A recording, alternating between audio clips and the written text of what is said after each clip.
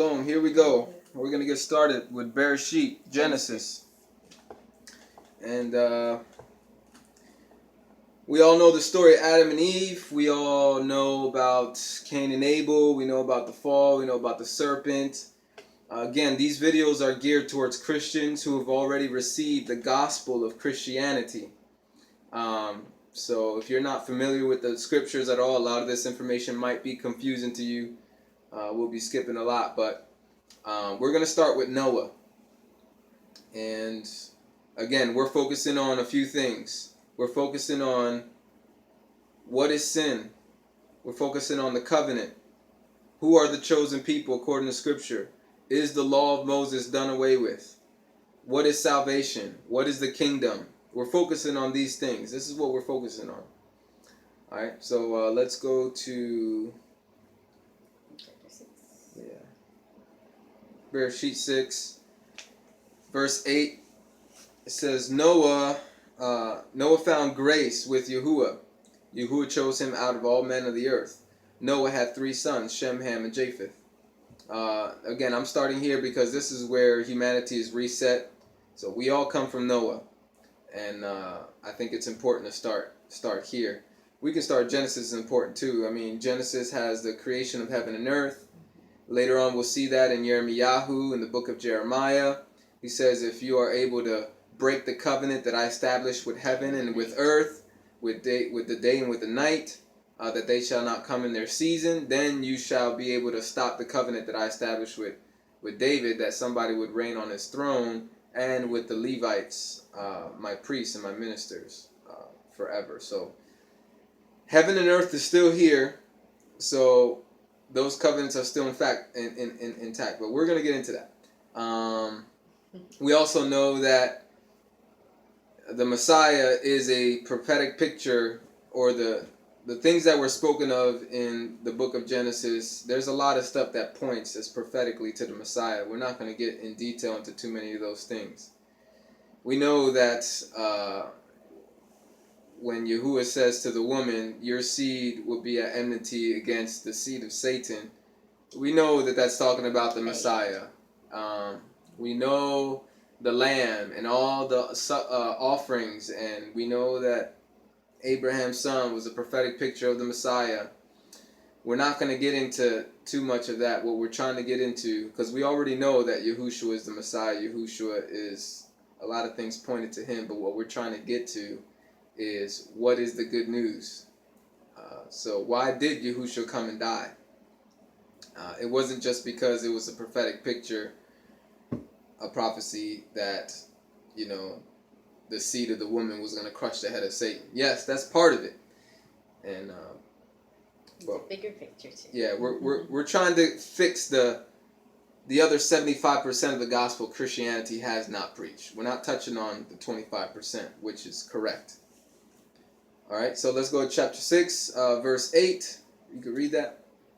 But Noah found favor in the eyes of Yahuwah. Okay, favor. We're reading a certain particular translation. Other translations would say grace. Grace and favor, same thing. Grace is not a new thing here. Okay, it existed in the book of Genesis. A lot of people think that grace is something new because there's some scriptures in the New Testament that says grace came through the Messiah.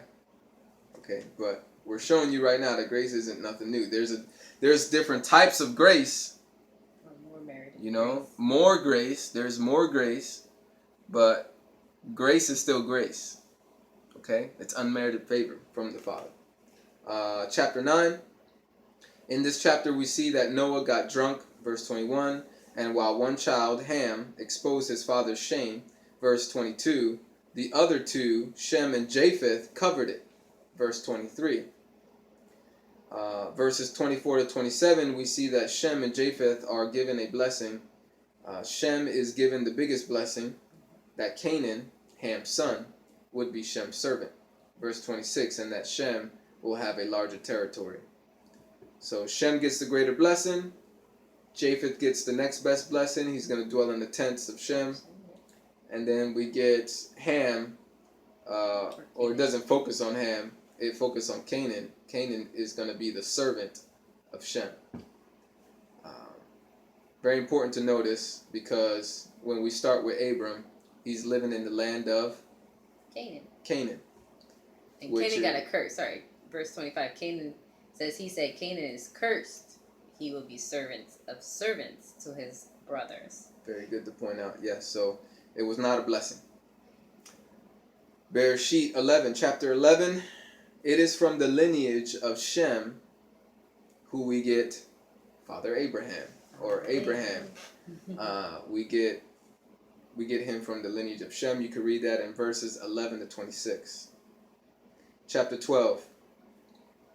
Yahuwah then calls out Abram to show him a literal land. Verse 1. A great nation and a great name. Verse 2. And through him all families of the earth will be blessed. In verse 7, Yahuwah makes a promise to give this land to him and his children. You want to read those? Yes. 1, 2, and 7. Okay. In verse 1. Now Yahuwah said to Abram, go out from your country and from your relatives and from your father's house to a land that I will show you. And I will make of you a great nation, and I will bless you and make your name great, and you will be a blessing. I'm going to read verse 3 as well, actually. I think that's important. And I will bless those who bless you, and I will curse him who curses you, and in you all of the families of the earth will be blessed. And then we'll jump to verse... That's not just the Jewish people. Thank you, yes. It's not. Okay? That's we'll get into that, but it's not saying that to... It's saying that to all the descendants of Abraham who are obedient to the Creator. Okay. And verse 7, Yahuwah appeared to Abram and said, I will give this land to your seed. And he built an altar there to Yahuwah who appeared to him. So now this is expanding beyond just Abram, and Yah is noting he's going to give this land to the seed, to the descendants of Abram. Verse 7. That was 7, right? Mm-hmm. Chapter 13. Yahuwah places him in sight of the land he promised, and this time identifies the promised land and establishes a covenant. Verse 12 to 18. Let's read that. Alrighty. Chapter 13, verse 12. Abram lived in the land of Canaan, and Lot lived in the cities of the plain and moved his tent as far as Sodom. Now the men of Sodom were exceedingly wicked and sinners against Yahuwah. Yahuwah said to Abram after Lot was separated from him, now lift up your eyes and look from the place where you are, northward and southward and eastward and westward. For all the land which you see I will give to you and to your offspring forever. I will make your offspring as the dust of the earth, so that if a man can number the dust of the earth, then your seed may also be numbered. Arise and walk through the land in its length and in its breadth, for I will give it to you. Abram moved his tent and came and lived by the oaks of Mamre, which are in Hebron, and built an altar there to Yahuwah. So not only did Yahuwah make a promise about the land, but this time a promise about Abram having a countless number of children, referring to the sand of the sea. Chapter 14. Abram had a special encounter with a king and priest named Melchizedek. This king and priest brought Abram bread and wine and blessed Abram. That's verses 18 to 24. Okay. Melchizedek, king of Salem, brought out bread and wine, and he was a priest of Elohim Most High. He blessed him and said, Blessed be Abram of Elohim Most High, possessor of heaven and earth. And blessed be Elohim Most High, who has delivered your enemies into your hand. Abram gave him a tenth of all. The king of Sodom said to Abram, Give me the people and take the goods for yourself.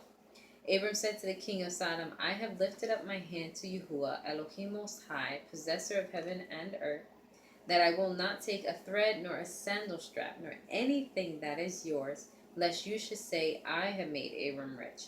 I will accept nothing from you except that which the young men have eaten, and the portion of the men who went with me, Aner, Eshcol, and Mamre. Let them have their portion. Okay, and we'll cross-reference this again when we get to the future. Obviously, this is a prophetic picture of Yahushua, the Messiah, Order of Melchizedek. Order of Melchizedek. The wine and the bread is very symbolic. It's very important. Okay, chapter 15. This is the chapter Yahuwah reminds Abram of the promised blessing that his descendants will be countless. Verse 5. Okay, it's repeated again. A lot of repetition regarding these promises. Abraham believed, and it was counted unto him as righteousness. All he did was believe, and it was counted to him as righteous. Let's read those two verses. Let's read 5 and 6. 5 and 6. He brought him outside and said, "Look now toward the sky and count the stars, if you are able to count them." He said to him, "So shall your seed be." And Abram believed Elohim, and it was credited to him as righteousness. There you go.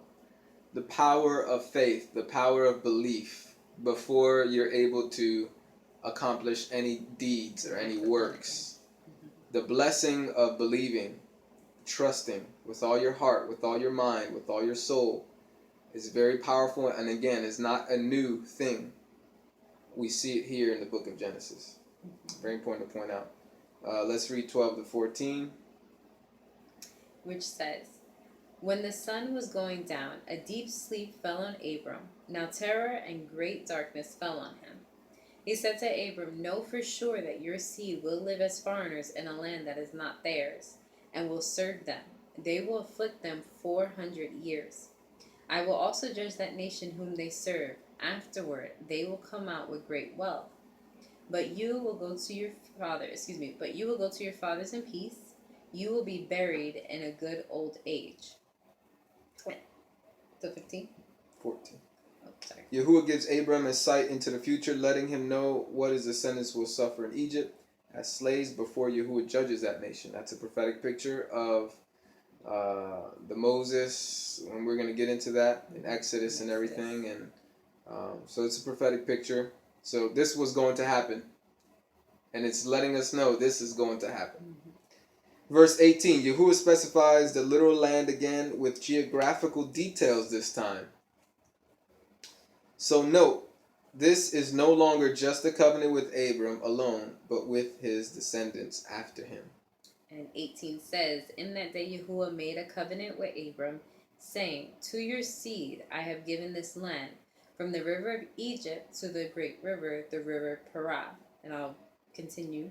It says, "The Kenites, the Kenizzites, the Cadmonites, the Hittites, the Perizzites, the Rephaim, the Amorites, the Canaanites, the Hivites, the Girgashites, and the Jebusites."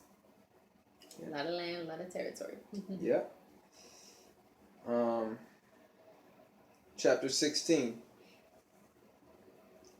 Although Abraham is living in the promised land of Canaan, but it's not the promised land yet to him. He still did not see the fulfillment of having countless number of children. He was struggling to have even one. He had a firstborn from his wife's Egyptian servant, verse 1 to 14, but this was not the son that Yahuwah chose to pass on the covenant to. Very important. Abram displayed doubt, but Yahuwah still remained faithful to his promise and covenant. So you can go ahead and read that. Read verses 1 to 4. 1 to 4? Okay. No, I'm just saying them. They can read that. Oh. Chapter 17. Let's go to 17 because this is going to recap all the promises so far. Let's read verses 1 to 16. Okay. When Abram was 99 years old, Yahuwah appeared to Abram and said to him, "I am El Shaddai. Walk before me and be blameless." It's possible to do that. "I will make my covenant between me and you and will multiply you exceedingly." Abram fell on his face. First one, I just want to point out each one as we're reading okay. along. Multiplication is the first one. Okay, many descendants. Verse 3. Abram fell on his face. Elohim talked with him, saying, "As for me, behold, my covenant is with you. You will be the father of a multitude of nations." Okay, father of a multitude of nations. That word is goy for nations. And when we see multitude of nations, melo hagoyim is the Hebrew word. This is a very important subject. we're going to connect this again when we get to the Brit Hadashah, when we get to the epistles and stuff like that. We're going to connect this because this is prophetic. So he's going to be the father of many nations, plural. Verse 5. Neither will your name any more be called Abram, but your name will be Abraham. For I have made you the father of a multitude of nations. I will make you exceedingly fruitful, and I will make nations of you. Kings will come out of you. Okay, exceedingly fruitful, and kings will come out of you. So we're getting about 4 things so far that I'm counting. Verse 7. I will establish my covenant between me and you and your seed after you throughout the generations for an everlasting covenant. This covenant is with him, with Abraham, and with his children after him for an everlasting covenant. And verse 7 continues, to be an Elohim to you and to your seed after you. That's relationship. That's relationship. That'll probably be the most important one. Yahuwah is going to be their mighty one, their Elohim. And they are going to be his people. So he's talking about a specific people here. He's not saying, now let's not exaggerate this, because a lot of people will interpret scripture this way. Oh, every single child that Abraham has now is going to have a relationship with the Creator. Everyone's going to be saved. No, that's not. You got to see what he's saying, and we'll find that more out in the future. But this is definitely speaking of a chosen people, a select people that come from Abraham's seed. Not everybody's going to be saved. Yes, and just quick cross reference, when I'm more the type of person that says, and it was written, when John the Baptist is speaking to the Pharisees and he says, Yah can raise up from the rocks children of Abram. So it's not just the physical bloodline, it is with the faith and them believing. Yah can make a child of Abraham from anyone he wants to. But right now we're talking about an actual physical lineage. And to piggy bank off that, I've heard of an interpretation of the sand of the sea promise versus the stars of the heaven. The sand of the sea are physical descendants versus the stars are more of a spiritual grafting of children. So there's people who are physical descendants of Abraham, and then there are those who will be children of Abraham who are spiritual children, or grafted in children of Abraham. So very interesting. And verse 8. I will give to you and to your seed after you the land where you're traveling, all the land of Canaan, for an everlasting possession. I will be their Elohim. Again, the land.